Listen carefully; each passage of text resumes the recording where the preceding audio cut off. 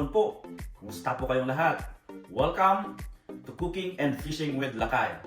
Ngayong araw, tayo ay magluluto ng isa na namang authentic Ilocano dish na tinatawag na pinakbet. So ito po ang ating mga ingredients. Unang-una, okra, sitaw o string beans, talong, kalabasa, ampalaya, at saka siyempre karne ng baboy, pansahog natin, siling green, kamatis, sibuyas, bawang, mantika, at saka siyempre, hindi mawawala ang bagoong. So tara guys, umpisahan na nating magluto. Unang-una, atin munang isang kutsa ang karne ng baboy. So maglagay tayo ng mantika, bawang,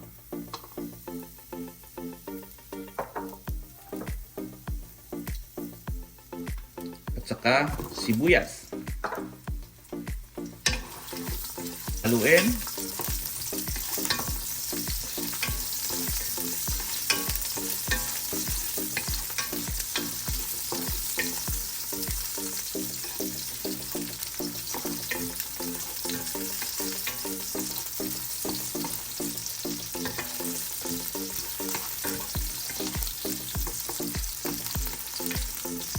Ito guys, kahit hindi siya ganon ka golden brown pa, pwede na nating ilagay yung karne ng baboy.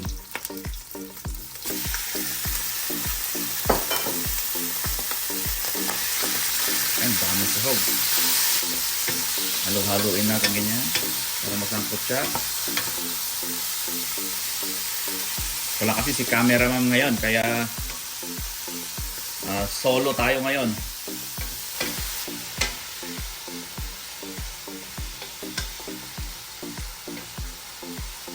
Pagsangkot siya po ng karne ng baboy, hintayin po natin hanggang sa maging golden brown siya.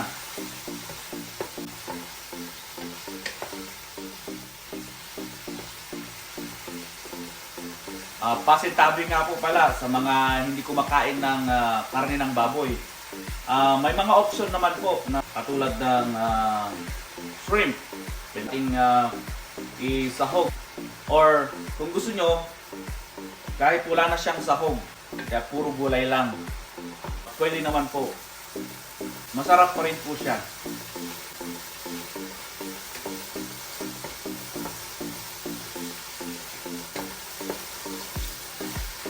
Yan, malapit na pong mag golden brown yung ating karne ng baboy. Yan, golden brown na po. Sunod po nating ilalagay ay ang kalabasa.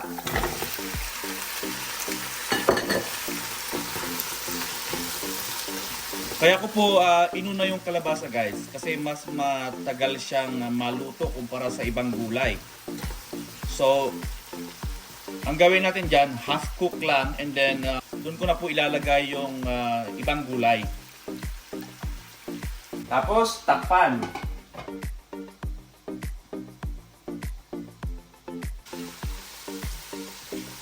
And guys, half cook na po ang ating kalabasa. Pwede na nating ilagay ang kamatis.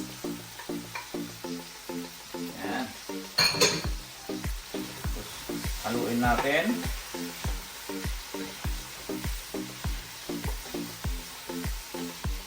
Sinusunod ko na dyan yung bagoong para mag-isa siya ng konti.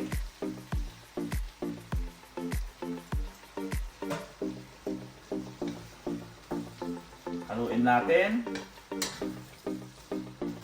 Tapos takpan. So after 2 minutes, check na po natin.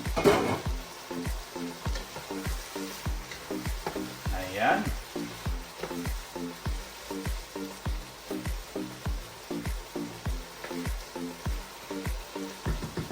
Pwede na nating ilagay ang iba pang gulay. Okra, talong, ampalaya, sitaw, dami. Saka yung sili.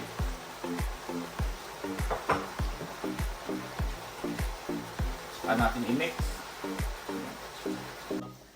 Ilagay ko na lang siya sa medium heat. Yan. Medium heat na po yan. Kung napansin nyo pala guys, hindi ako naglagay ng tubig. Kasi yung mga gulay, magtutubig yan habang naluluto. Magiging sabaw ng pinakbet. So habang hinihintay nating maluto ang ating pinakbet, gusto kong batiin ang aking gwapong lolo dyan sa California. Lolo Dimas Takudan, Lolo. At ganoon din kay Katrina Panelo ng Burbank, Illinois. Happy birthday sa iyo. Ganoon din sa mga kamag-anak namin dyan sa Madela, Quirino. Kumusta po kayong lahat dyan? At mga kamag-anak ng aking asawa, si Camera Ma'am, dyan sa Bagabag, Nueva Vizcaya.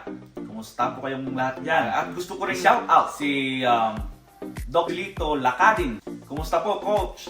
Inyong lahat na walang sawang sumusubaybay sa aming video. Kumusta po kayong lahat? At maraming salamat po sa panonood. And guys, check na po natin pagluto na. Ayan! Luto na po ang ating pinakbet.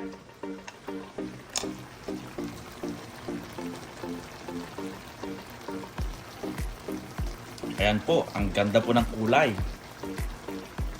Bago po natin hanguin, tikman muna natin.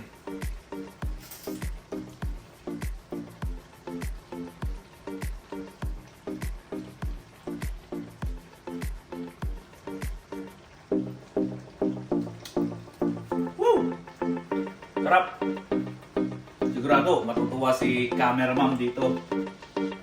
Tayin lang natin siya kasi pauwi na daw, galing trabaho. Sarap po kasing kumain pag may kasabay.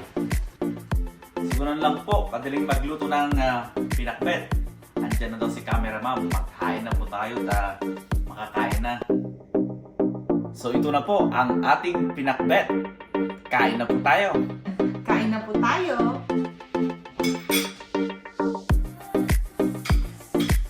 Ang oras ka nagluto, Daddy? Dos. Sarap naman. Salamat. Thank you, Lord.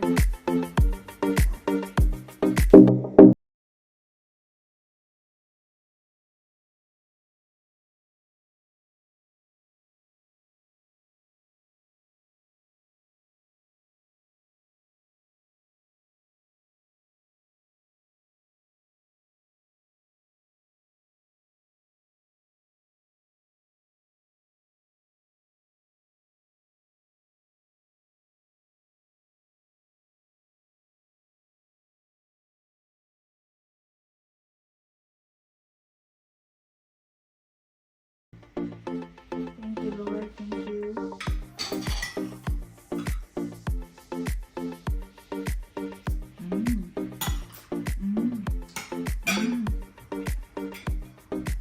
Sarap.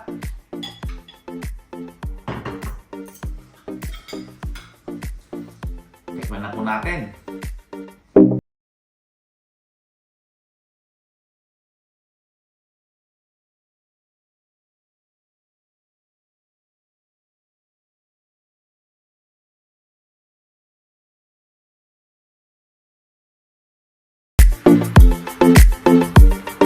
Doon pala sa kalabasa guys, pag wala kayong mahanap, pwede din pong kamote ang ihalo nyo sa pinakbet. Masarap din po siya. Manamis-namis pag hinaluan mo siya ng kamote.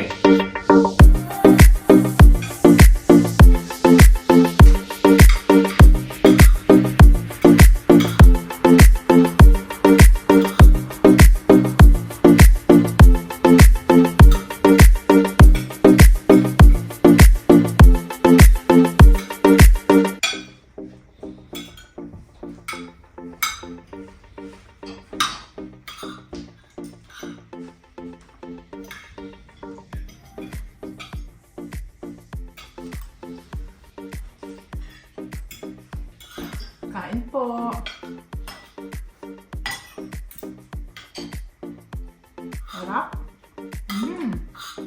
Pinakbet. Pinakbet ni Manong Albert.